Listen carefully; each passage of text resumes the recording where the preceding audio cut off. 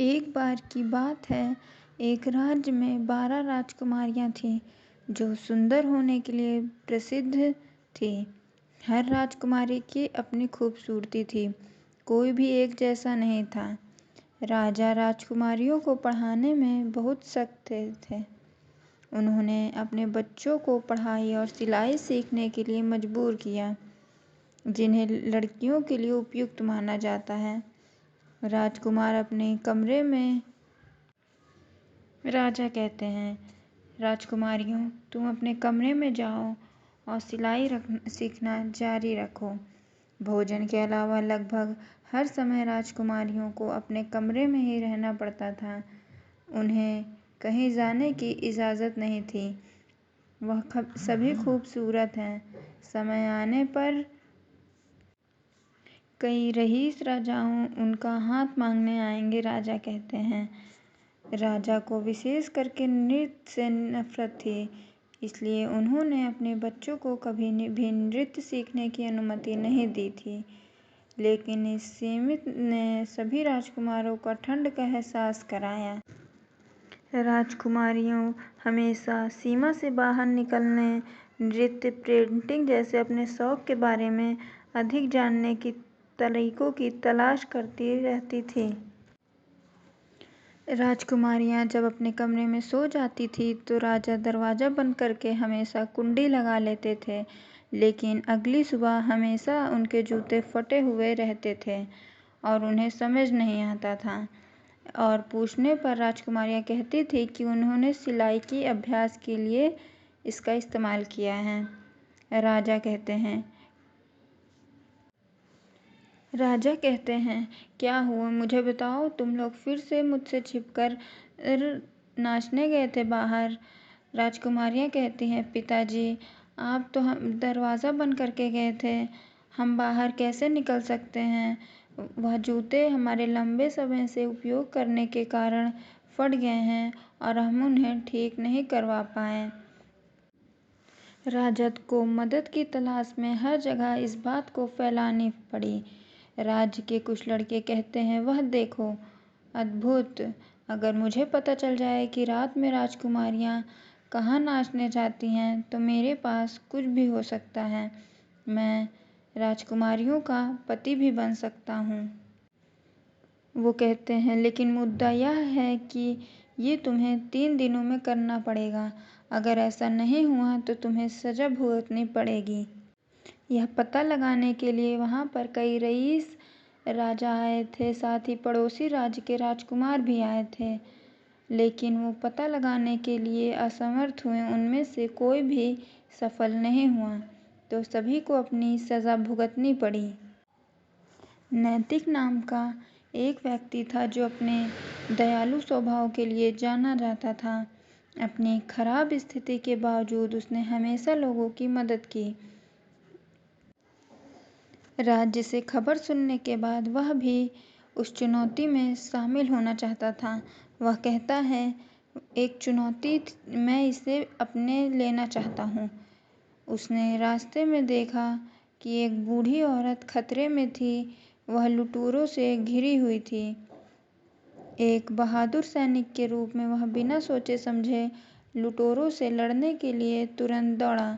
फिर उसने बूढ़ी औरत को बचा लिया था। वह कहता है, हाँ मैडम, क्या ठीक है, आप भूखी होंगी, मेरे पास एक ब्रेड है, आप इसे रख लें।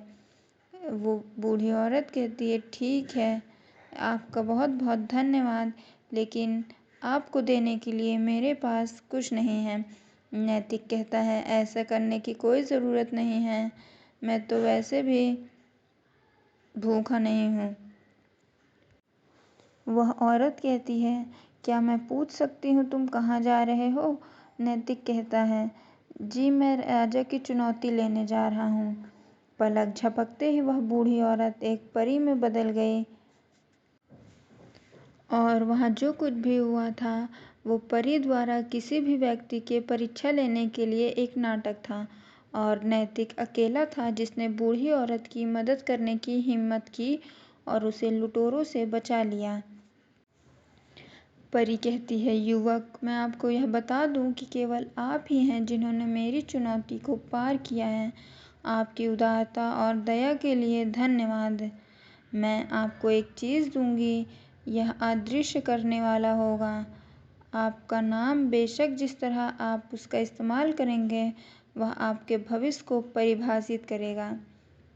इसे ध्यान से इस्तेमाल करें। याद रखें, राजा की चुनौती को पार करना चाहते हैं तो आपको राजकुमारी द्वारा दी गई किसी भी चीज़ से दूर रहना होगा। अदृश्य चौबे के साथ नैतिक ने उस जगह को खोजने के बारे में और अधिक आत्मविश्वास प्राप्त किया जहां राजकुमारियां अक्सर बाहर जाती थीं।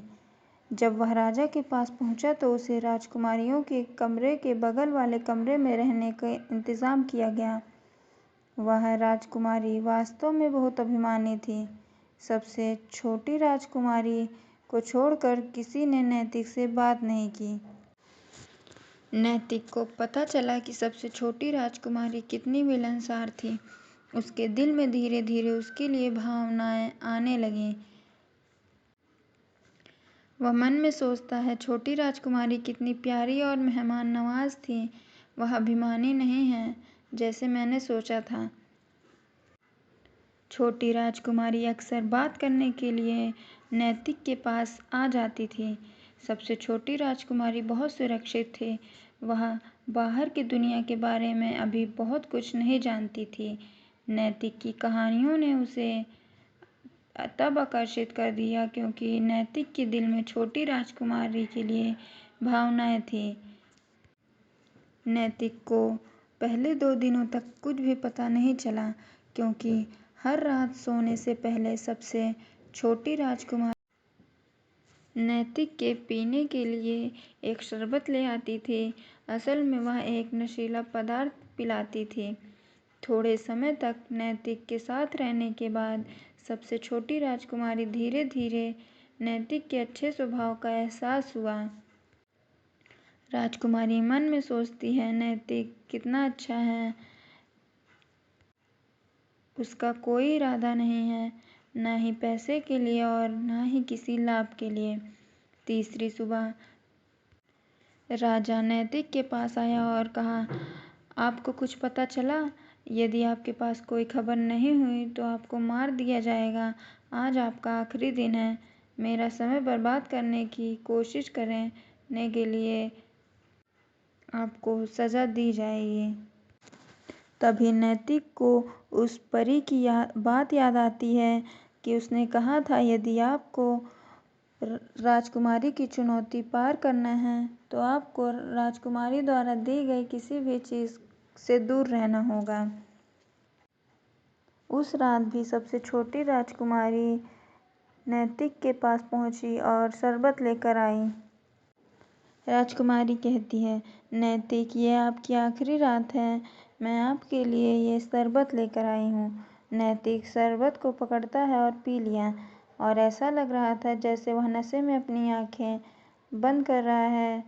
राजकुमारी ने देखा कि नैतिक सो रहा है। वह धीरे से अपने कमरे में चली गई।